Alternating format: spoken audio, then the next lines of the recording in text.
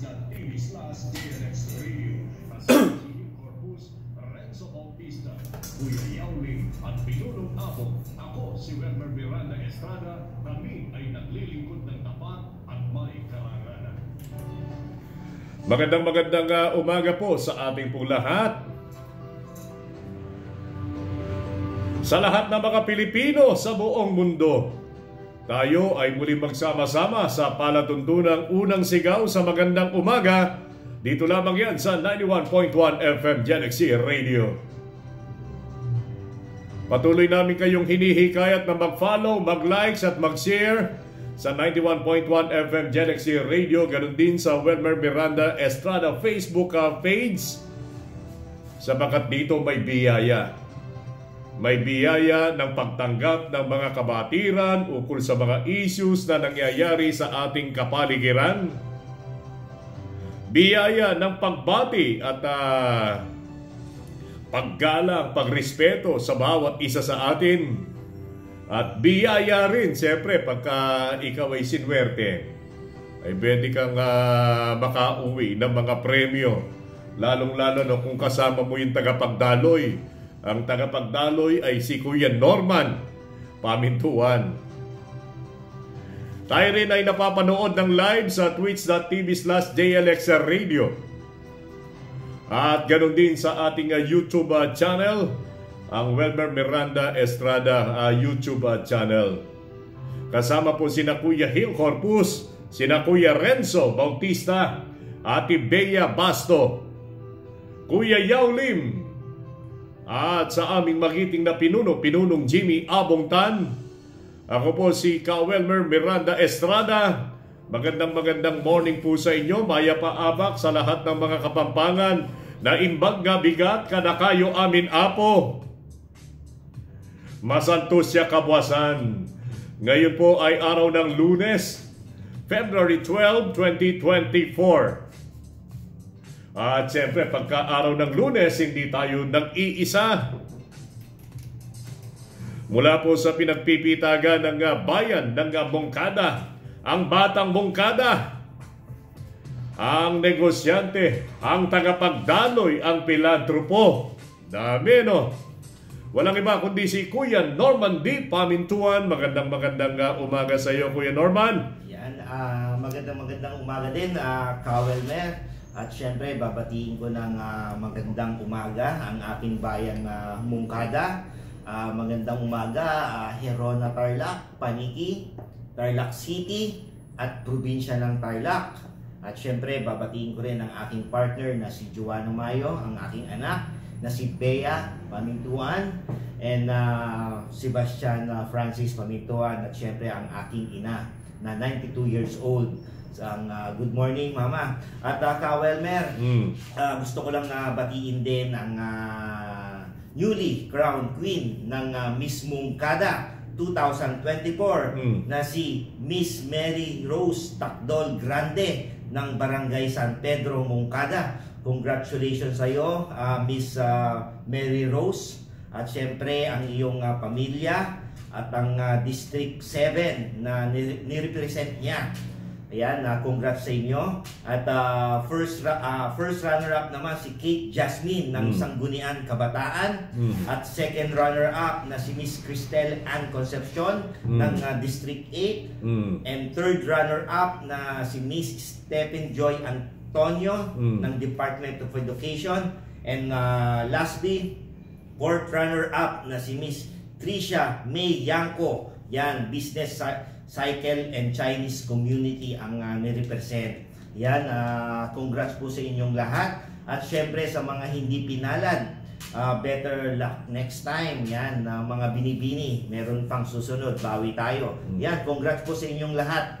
Welmer, yan. Hindi grande. Ito nga kaligayahang nadarama ngayon ng mga taga-Mongkada. Yes, at masayang-masaya sila. At natapos at nakaraos din ng Kamote Festival ng Mongkada. Kamote? Ano yung Kamote Festival? Kamote, ito yung gulay na yung kinakain. Kinakain. Anong ginagawa sa kamote? At maraming produkto. At maraming produkto yan. At kaya Kamote Festival, Kawelmer, dahil nung araw, nung pumutok ang Mount Pinatubo, yung mga ashfall napunta sa isang barangay, which is ang tawag doon, Barangay Sapang, at doon nag-umpisa. I think parang blessing. At mabuti pala sa pananim. Oo, mabuti pala sa pananim. Yan. Kaya ang mga ang mga pananim dyan sa Barangay Sapang, mga malulusog. Ayun. So, maganda ang lupa dyan. So particularly yung kamote, pinagyaman ng lupa, kaya eto, yung mungkada ay mayaman na mayaman sa kamote. At upang lalo itong maipalaganap at mapaunlad, di ba? Nagkaroon ngayon ng pa-contest itong ating bayan para po sa ngayon ay maging productive at saka maging anong tawag dito, yung malikhain ang ating pong mga kababayan ukol sa paggawa ng iba't ibang mga produkto na ang gamit, pangunahing gamit ay kamote. So doon nag-umpisa ang Kamote Festival ng Mungkada. Congratulations sa mga may nanalo ba sa kamote? May mga nanalo. Ano yung pagkain niya na? Pagkain? Hindi. Sinelebrate niya through sa mga dancing competition. Parang ati-atihan, pinagbenga, yung sa ating lungsod ng Tarlac is Pana Festival. Ganon. So, yun. At sa lahat ng mga mungkadin yan, mga batang mungkada, congrats, naraos natin ang kapistahan ng ating bayan. Proud na proud ka talaga na maging mungkada. Bakit? Of course, syempre, Kawelmer, dahil dyan tayo lumaki. Tayo ay anak ng mungkada, dugong mungkada, at syempre, batang mungkada. Kaya proud tayo dyan. Dyan ako nag-elementary sa Mungkada South Central. Dyan din ako nag-high school sa Mungkada Catholic School. Yan, at syempre nung nag-college, nag-Manila tayo. Yan, at sa mga kabatchmate ko at sa mga kapwa alumni ko sa Mungkada Catholic School, homecoming po namin yan, February 17. Yan, sana magkita-kita po tayo dyan, mga schoolmates. Dati kasi yan, San Ramon Institute. Ngayon, napalitan, ito na kami, Mungkada Catholic School. So, yan, magkita-kita po tayo sa homecoming natin, February 17, 2024. Ayun. Madalas kita kanina marinig Batang Mungkada. Ang dami mo naman bayan na kung saan yung negosyo mo nakatalata. Bakit particular ka sa Mungkada? Siyempre, alam mo, Kawelmer, tulad ng sinabi mo, may mga negosyo tayo sa iba-ibang bayan. Siyempre, kailangan hindi rin mawawala ang bayan ko. Doon ka nang galing kasi. Meron din akong negosyo dyan sa Mungkada, which is yung Casa Bea Hotel and Resort. So, pangunahing sa puso mo is Mungkada? Oo. At yung mga, Paniki, second home ko yan. Herona, second home ko yan. At syempre, ang pinaka-main home natin is yung sa bayang Sinilangan natin, which is ang bayan ng Mungkada. So, binabati natin ang magandang umaga. Sinong alkalde natin yan? Mayor? Good morning, Mayor Stilita Aquino, at syempre ang kanyang departamento, sa lahat ng mga department heads. Magandang umaga po sa inyong lahat. Ayun, congratulations. Congrats, congratulations. Nakaraos ang ating kapistahan ng Mungkada. Ayun. Good morning po, Kawelmer from Sag and Lucy Domingo ng Barangay San Vicente, Tarlac City. Magandang umaga po sa inyo, mga kaibigan, at kami po ay natutuwa at kayo po ay laging nandyan. Nung araw po ng Biyernes, ay nagpa-contest si Kuya Norman. Ukol daw sa sino. Ito, pwede na kayong sumagot dito Sino daw ang gagawaran ng prestigious award sa darating na April 28. Na ang pamagat ng award is Most Outstanding Mayor dito po sa Republika ng Pilipinas. Taga-Tarlac yan. Bahay ko yan. Oo, mayor yan dito po sa ating probinsya. Sino ang mayor na ito? Nagagawaran ng Most Outstanding Mayor of the Philippines sa April 28, 2024. Ayan, pwede kayong sumagot. Mananalo kayo ng mga magkano? 300 pesos through GCash. Ayun. Yan. Ang clue, kapitbahay ng Mungkada yan. Ayun. Good morning, Sir Welmer. Happy birthday sa aking bunsong, si Precious. Kahapon for her 7th birthday. Salamat po sa lahat ng pumunta. Naku, hindi namin nalaman na Ma'am Torres Ma'am Torres jo, kung nalaman namin, pupunta rin kami. But anyway, happy birthday kay Precious. Siyempre, mahalaga yan, kaya Precious. Ano po. Good morning din sa ating matulungin. Ano po, na most outstanding mayor ng ni yung matulungin ng bayan po ng Paniki, Mayor Max Rojas. Good morning po, Mayor. At syempre ang kanyang vice mayor na si Mayor Bien Rojas. Good morning po. Good morning sa lahat ng mga kasama diyan po sa dito po sa ating bayan po ng Paniki. Ay binabati rin natin ng magandang umaga ang mga miyembro ng Sangguniang Bayan na kung saan ang pinuno ay binanggit kanina ni Kuya Norman, si Vice Mayor Aida Bien Rojas, at ang mga pinuno ng bawat kagawaran na pinamumunuan naman ni Administrator Edgar Galion. Ganon din si Ma'am Jing. Good morning po sa inyo. Ganon din si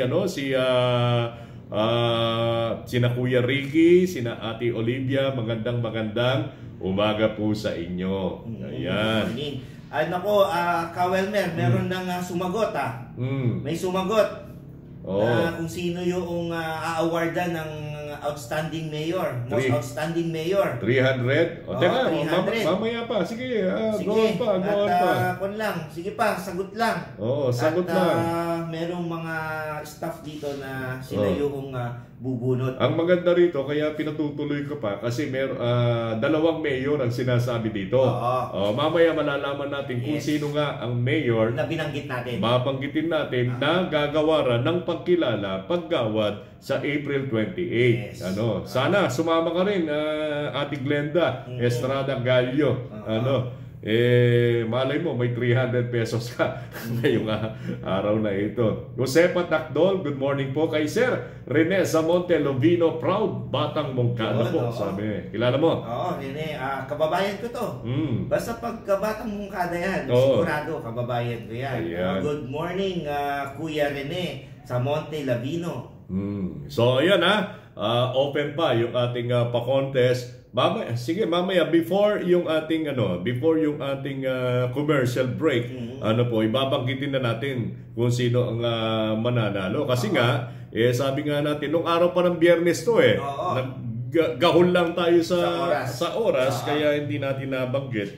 Yung iba pa naman sumagot dun sa sarili kong messenger. Dapat dito sa page ng 91.1. Hindi pwede ron. Kailangan dito. Nagkaisa tayo dito sa 91. So doon kayo mag-post ng kasagutan. Good morning. Watching si Josefina Takdol. Good morning po, Ate Josefina. Yan, kaano-ano nyo po yung Miss Mungkada. Takdol din ang middle initial niya. Grande ang apelyido, no? Grande. Kaya granding katuwaan. Ay, Kuya Welmer, napakaganda naman pag nakita mo yung Miss Mungkada namin. Siyempre, pagka Mungkada, ikaw lang Ikaw lang. Pagka lalaking pinag-uusapan, Normandy yan di ba? Normandy yan. Yun, good morning, Ma'am Glenda Estrada Galo. Yan, good morning po. Gallo. Ano yan? Ate ko yan. Ate ni Kawel Merlo. Ate Glenda. Yung may-ari ng video yan sa may Pasong Tamo. Yun. Good morning, Torres Joe. Apo ko. Apo niya yung nanalo. Apo niya. Apo po nyo. Congrats po, Ma'am Sofina. Ang galing po, ang galing. At deserve naman po niya. Napakaganda po ng bata. Ayun. Congratulations po, Ma'am Josefa. It runs in the blood, siguro yan. Si Ma'am Josefina, maganda rin to Picture pa lang Ayan. Grabe, no? Congratulations po sa Grande Tacdon family ng Batang Mongkada. Batang Mongkada. Sa bayan po ng Mongkada. Ito lang pag-usapan muna natin, ha? Total, meron pa tayo. May 12 minutes pa tayo, ha? Para po sa ngayon ay makasagot kayo dito po sa pa-contest ni Kuya Norman. Ano po? Ito meron lang akong tatalakayin. Ukol ito sa kinover ni Kuya Homer Chudoro nung nakaraang Biyernes o Sabado yata. Hindi, Biyernes to. Tungkol po dito sa saya na idinulot sa mga senior citizens ng Barangay Santo Cristo. Hindi na natin babanggitin kung ano ito pong mga event na ito kasi alam na natin ito, mga kaibigan. Ito ay karaniwang gawain ngayon ni Mayor Christie at Sir Vic Angeles ukol po sa pagbibigay ng mga ayuda, ng mga tulong, kaligayahan sa ating po mga senior citizen na dapat naman talagang maibigay sapagkat pagkilala yan dito po sa kaambagan ng ating po mga senior citizen na sabi nga natin, Kuya Norman, ay hindi tayo makakarating dito po sa ating kinalalagyan ngayon kung hindi naunang nagsumakit nagtiyaga itong ating po mga senior citizens. Kaya dapat talaga silang parangalan. Kaya lang medyo na antig yung aking damdamin dito po sa sinalita ni Sir Vic Angeles. Tandaan po natin si Sir Vic Angeles, siya ang itinuturing pakpak ng anghel. Kung bakit si Mayor Christie ay talagang matayog ang kanyang lipad, lalong-lalo na sa pagtulong sa kanyang mga kababayan sapagkat siya ay ini-inspired ng isang pakpak. Ano bang gawain ng pakpak, Kuya Norman? Siyempre, ito yung partner ng ibon na gumagawa-way. Ibig sabihin, hindi ka makakaangat kung walang pakpak. Tama. Siya yung nagsisilbing pakpak. Ito yung sinasabi niya, nung araw po ng Biyernes. Ang sabi niya, mga kaibigan, medyo siguro fed up na itong ating tatabik, fed up na. Ukol ito sa mga politiko. Totoo nga naman pagka dumarating ang eleksyon, di ba? Pagka dumarating ang eleksyon, lahat ng mga pangako ay sinasambitla ng lahat ng mga politiko. Sukdulang ipangako ang buwan na di ba? Yung buwan mapunta sa kanila. Di ba? Grabe yan, Pati yung araw, ibinibigay. Di ba? Pati yung araw, ibinibigay, ipinapangako. Alam natin, pagka ganito yung mga pangako, that is too good to be true. At kadalasan ng too good to be true ay napapako lang. Kaya gigil na gigil. Ito, binabasa ko lang itong sulat ni Kuya Homer. Gigil na gigil daw na ibinuking ang mga politikong panay na lang pangako ng pangako tuwing magsasalita pero wala namang ginagawa para ipatupad ang kanilang pangako. Ito, pag-uusapan natin ngayon, yung pangako, di ba? Dito, ito ay pagka ikaw ay nagsalita, ibig sabihin, di ba? Ibig sabihin, may napatunayan ka na, di ba? Ito namang sina Mayor Christie, talagang merong napatunayan. Talagang nakita-kita naman. Mabilis na paggawa, pagsasakatuparan ng kanilang mga pangako ay talagang pinatunayan nila dito po sa lungsod ng Tarlac. Halimbawa, nung dinatnan nila, ito madalas nating naririnig. Nung dumating sina Mayor Christie dito po sa kanilang panunungkulan, tanggap natin, medyo masikip itong itong funding ng Tarlac City. May deficit, at meron ding utang sa labas. Pero meron silang ginawang kaparaanan upang sa gayon ang mga nadatnan nilang problema hindi nagpahina ng loob itong mga nadatnan nilang problema sa kanila. Bagkus ito ang nagsilbing inspirasyon para ito ang tahakin nila para sa gayon ito ang kukorek diba? Anong ginawa? Nagsimula po silang gumawa ng mabuti. Minanage silang mabuti ang kabangyaman ng lungsod at para po sa gayon ay hindi naman pwede na habang minamanage mo, nagtitipid ka ano po, ay wala ka namang proyektong may papakita. So ang ginawa po nila ay sila ay nakipag-ugnayan sa iba't ibang mga ahensya ng ating pamahalaan, mga senador, sumungkit. At bagay namang hindi sila napahiya. Ano po, sa katunayan, ito po mga ginagawa ngayon dito, karamihan ay mga national projects. Ano po, ni halos walang gastos dito. So ibig sabihin, Welmer, sobrang sipag ng ni Mayor Christy Angeles na para sumungkit ng tulong para sa mga kababayan natin dito sa Tarlac City. Ayun. So anong nangyari, unti-unti ngayon, nanalapatan ng lunas ito pong mga problema na kanilang nadatnan. Actually, Welmer, nung nadatnan nila ang Tarlac City, talagang walang-wala. Hirap na hirap, especially sa pera ng Tarlac City. Pero nung umupo na sila, Welmer, tulad ng sinabi mo nga, at masipag sila at dinahandahan nila na isolve ang problema. At ngayon, bukod doon, na-solve na ang problema, may savings pa. Nagkaroon ng savings. Sa pagkalipas ng 7 taon, o 8 taon, ito na nangyari. Hindi natin pinapatsutsadahan itong mga dating nanungkulan dito po. Actually, mga malalapit din nating kaibigan. Pero sa mga panahon nila, talagang hikahos. At saka kukunting pondo ng lungsod ng Tarlac. At saka, walang gaanong tumutulong nung araw. Bagamat meron din naman. Pero hindi katulad noong massive. Palibasa, sina Sir Vica Angeles, sila ay matagal ng ibig sabihin kaulayaw nila itong iba't ibang mga ahensya, mga matataas na pinuno ng ating bayan. So ginamit nila itong pagkakataong ito para ilapat ngayon dito po sa kanilang bayan na kung saan ay dito rin sila nanggaling at lumaki. Kaya Batang Tarlac City ngayon yan.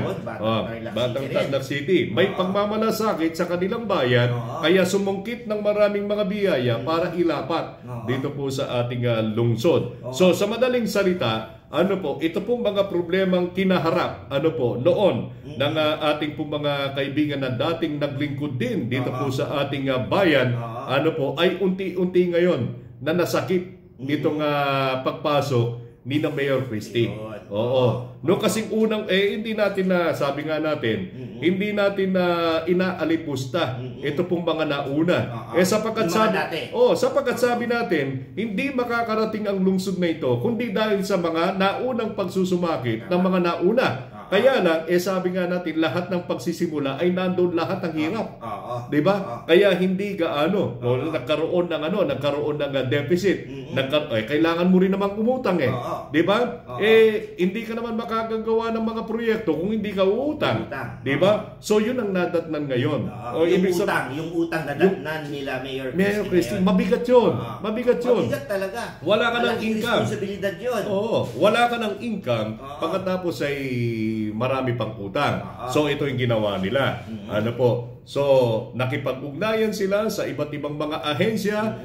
Sinikap nila na itong pangangasiwa ng ating pong kabangyaman ay talagang binantayan nila. So unti-unti para bagang may gagawin ka pero wala kang gagastusin, di ba? So nangyayari na yung mga income mo ngayon ay nagiging intact hanggang sa matakpan mo ngayon ito pong mga deficit. Parang negosyante, di ba?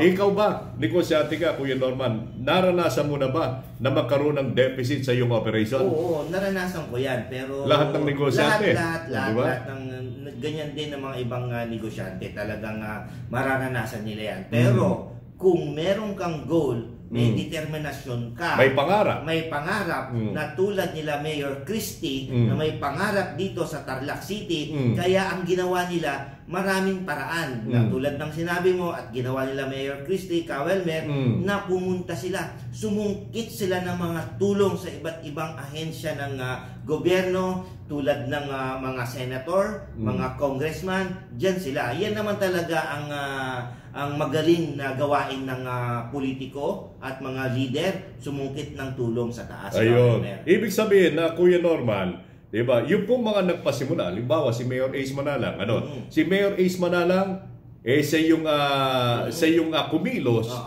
para maging ganap na lungsod ang Tarlac. Nako, napakatinding kwento rin ang naranasan nila, pero hindi sila sumuko. Talagang itinaguyod pa rin nila kasi alam ni Mayor Ace na na maraming mga biyaya pagka ang isang bayan ay naging lungsod. Di ba? Ngayon natutupad ito pong mga na-visualize niya nung siya ay nanunungkulan. Hindi niya kaagad ma-realize yun kasi nga nagpapasimula.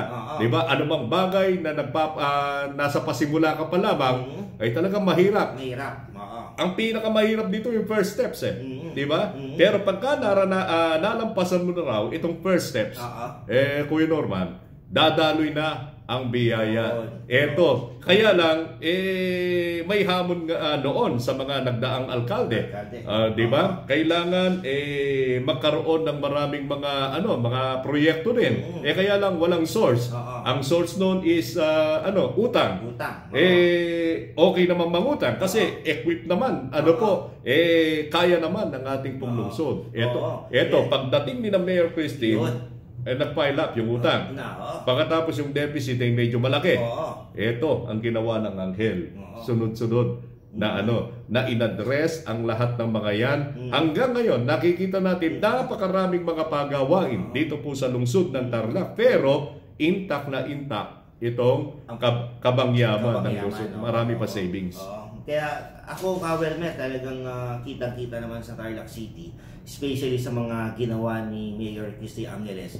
Alam mo, Kawelmer, madalang, mahirap yung ginagawa nila Mayor Christy, pero dahil nga may pangarap sila sa Tarlac City, nagawa nila ng maayos. Kaya yung pinag-uusapan natin kanina, kung nagsasalita man ng ganito si Sir Vic Angeles, ay meron talaga silang ibubuga. Ibig sabihin, lahat ng mga pangako nila ay natupad.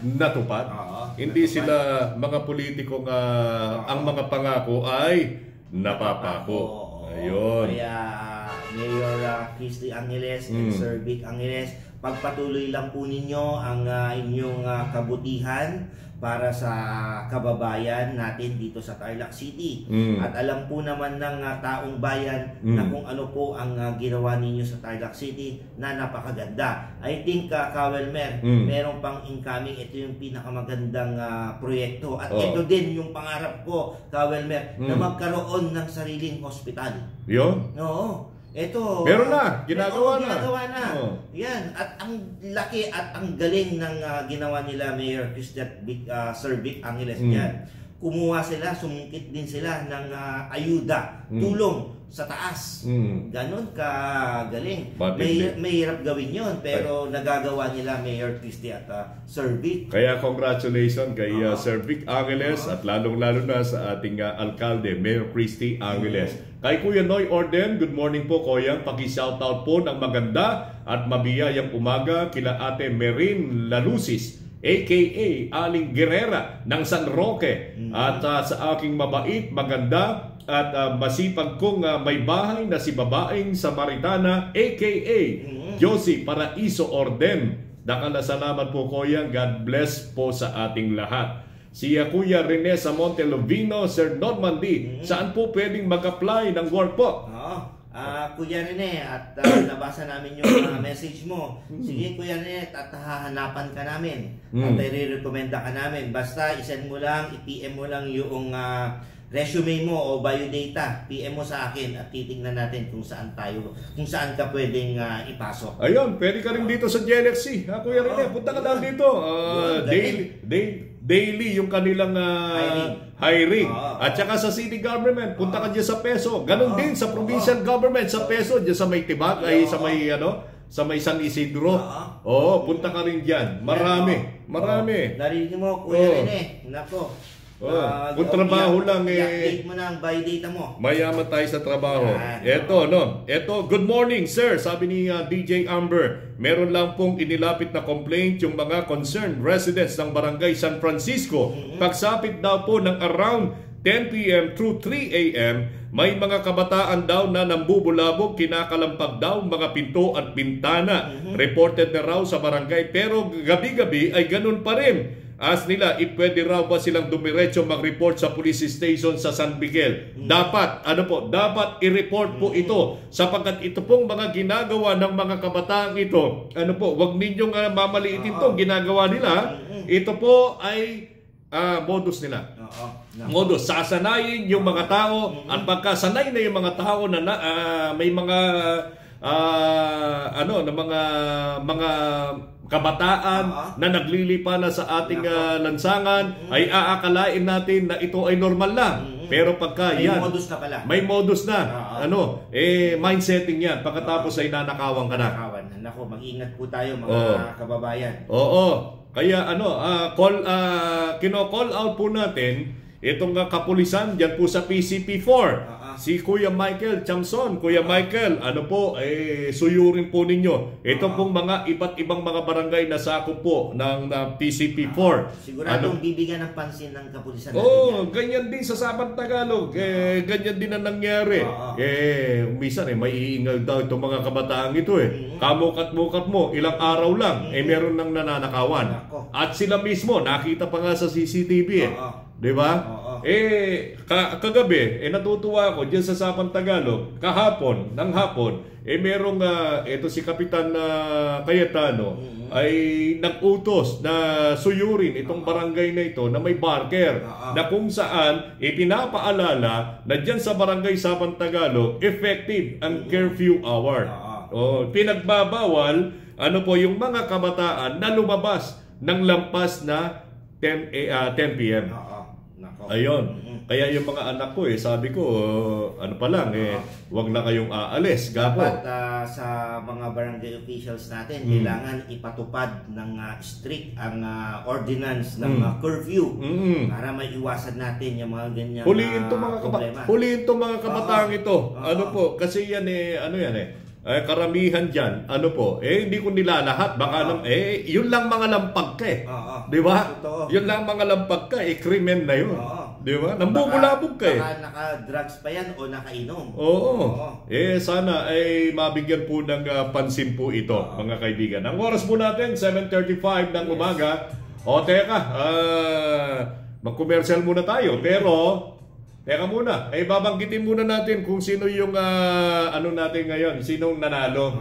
Kawelmer, bago natin banggitin, saan ba daw pwede mag-apply dito sa Jelixy? Anong daw location? Panapunan, lungsod ng Tarlac. Lungsod ng Tarlac. Ayan, po ninyo, ipakita po ninyo yung pong mga resume po ninyo at baka mailapat po kayo kung saang posisyon kayo dapat mailagay. Halimbawa, kayo ay mahusay magsalita. Baka pwede rin kayo dito sa 91.1. So, mag-apply na po sa Jelixy Tarlac. Ayan. Teka muna. Ikaw na ang magano ng panalo. Sino bang binabanggit ni Hill? Ayon sa kanyang ginawang electronic na pagpili, Kuya Norman. I think ang nanalo, sandali at nawala yung electronic sinend sa akin Tingnan mo nga, Kawelmer, baka nasa'yo.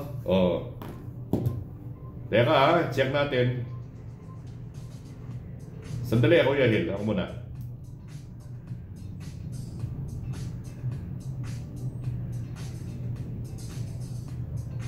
Ang dami na pala no?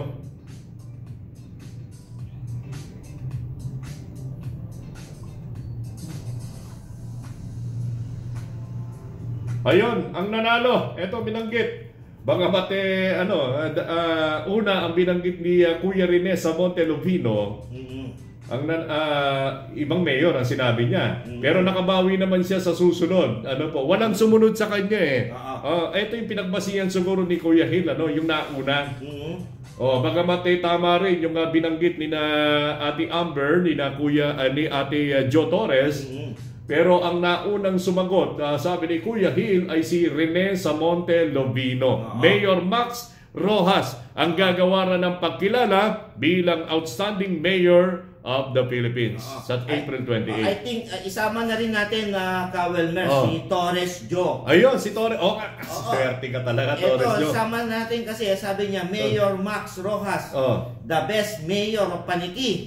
Ayan. Congrats, kasama ka, Torres Joe. Ayun, dalawa. Takpan natin din siya, tsaka talagang ito, nag-share siya. Ayun. Okay, congrats Kuya Rene and Ate Torres Joe. Kayo po ang nanalo. Sa kay Ma'am Torres Joe. Ito, nagbubunga yung pag-share mo. Di ba? Nagbubunga. Kaya share na kayo ng share. May biyaya talaga dyan Kaya i-send na niya, i-send na yung GCash, PM lang. PM lang po ninyo yung GCash number nyo para within the day, may isesend na po natin ang inyong papremyo. Ayun. So I think, Kuya Kawelmer, isama na natin si Miles Angeles. Tatlo na.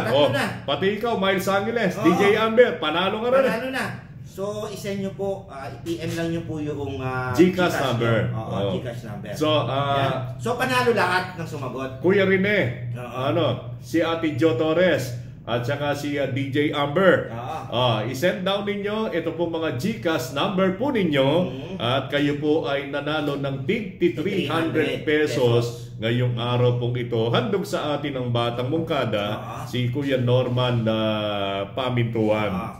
Eto, thanks sir, paki-forward na lamang po. Wala akong kilala contact sa police station sa San Miguel. Kung pwede nila tawagan pag andun na mga kabataan na nanggugulo para mahuli. Punta na lang, malapit lang naman yata itong malapit lang, may police station sa highway lang naman yan harap ng Maxes, punta na lang doon. At pagka ako ay napadaan mamaya, Ate Amber, kung meron din akong minsan kasi yung paglalagyan ng sasakyan ay wala doon kasi highway yun mahirap yung parking pero pagka nagkaroon ng pagkakataon, ako na mismo ang pupunta doon DJ Amber para sambitlain ko dito po sa ating pong mga kapulisan. Ito pong nangyayaring ito. Okay, kay Chetsua, good morning bro, Norman D. Pamintuan at sa lahat ng mga tagapakinig nyo. Good morning po. Okay. At nananawagan po tayo ulit, Kawelmer, na please sa lahat ng mga Facebook friend natin, please share and like po ang ating himpilan ng 91.1 Jelixy Radio. Suportahan po natin ang ating programa. Ayun. God is so good, He gave another beautiful day. Welcome to the new morning with smile on your face, love in your heart. Good morning, good thoughts in your mind. Wish you a lovely morning always. Stay safe. Good morning. God bless. Sabi sa akin ni Kuya Bonifacio Nakayanan. Po ang patnugot at pinuno ng facts and figures. Good morning po. Napakaganda ng message. Kuya. Walang anuman, DJ Amber. Thank you raw, sabi ni i-send mo raw Ate Miles dito sa 91 kasi sila yung magbibigay. Sa 91 yung ibigay itong GCash number po ninyo. Para po sa ganyan ma-erekta na po kayo na na madulutan ng 300 pesos ni Kuya Norman. Kuya Norman, kung pwede pa bang isa para kung ipahihintulot mo? Sige. Ito, bibigyan namin kayo ng question ngayon at pwede po ninyong sagutin ngayon. Pero ang pagtatanghal ng winner ay mamaya. Sino ang chairman ng senior citizens dito po sa lungsod ng Tarlac? Ito ay tagapagdaloy. Pakpak ng Anghel. Ayun, yan ang pa-contest natin ulitin natin, Kawelmer. Sino ang chairman ng mga senior citizens dito po sa lungsod ng Tarlac. Ayun. Ang clue is pakpak to. Pakpak? Masipag, matindi. So, sagot na po kayo at para mahabol natin.